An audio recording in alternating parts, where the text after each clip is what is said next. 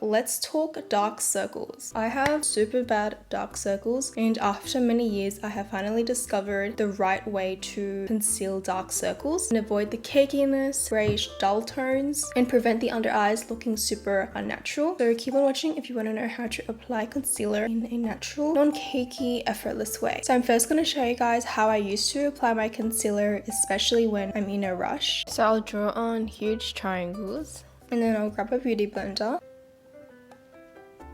So this is how I did my concealer before. It's just very unnatural looking. I would just slap on a bunch and then buff it out with the sponge. This shade is also a little bit light for my under eyes, which during the day it can end up looking quite dull and give that grayish effect. And then I'd grab a loose powder and I would pack on a bunch to bake the under eyes. And yeah, so that's how I will do it. And it may not look too bad on camera, but over time throughout the day it gets super cakey, just look really unnatural. So I've learned it's really important to remember that less is more, and I've discovered the importance of how we apply the product versus the actual product itself gives a much bigger impact with coverage and how natural it will look on our skin. Now I'll show you guys how to do the correct concealer application. So first let's color correct with this salmon shade. This is from the NYX palette, and if you have darker skin I recommend using a more redder tone that would be more suitable for darker skin tones. So I'm just going to grab a little bit with my finger. This will just help cancel out the dark tones under our eyes, and I'm just going to focus it on this line right here. You want a super thin layer starting off, and then you could build up more if you'd like to add more of the color corrector.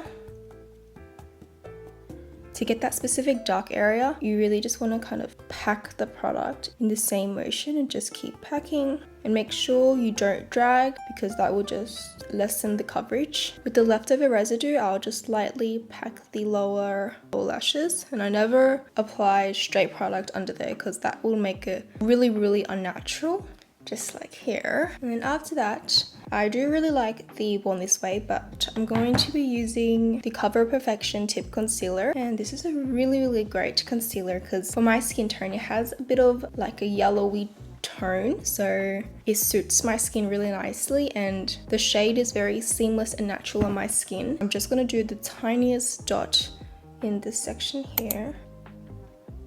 Literally just a small dab. So the most important part is using our fingertips. It just creates a much fuller coverage than a sponge or a brush, because the fingers don't soak up the product and it just deposits it nicely and adding fuller coverage. The warmth of the fingers also help a lot when blending it out.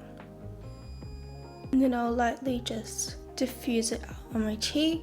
And what's really good about this technique is that if you want more coverage, just adding light layers and building it up will keep the under eye looking super natural and not cakey. Now to set the under eyes, I'm using the CANMAK-Silky loose powder. With a soft blending brush, I'm going to lightly pack a little bit of product and dust it off, and then just lightly pack under the eyes, and a light layer of concealer on the lids too. A little extra tip, if you want a bit more extra coverage under the eyes, I like to go in with a foundation powder with a sponge. The reason why I use a sponge rather than a brush, I feel like the sponge picks up a lot more product to add full coverage under the eyes, so that's why I do that, and it's like more of a concentrated packed amount. If the sponge is a little bit more on like the drier side, you can get the most coverage out of the powder like that. I'll just pack it like that. You want to get a good amount. Just squeeze the sponge a little bit, pack it on that dark line, then blend it out with the bare side. That is how you apply concealer in a natural, more flattering way rather than cakey. And I'm going to quickly remove this side and then finish off my makeup. And this is the finished look. I hope you guys enjoyed this video on naturally concealing dark circles beautifully and effortlessly. Thank you for watching, and I'll see you guys in my next video. Bye everyone!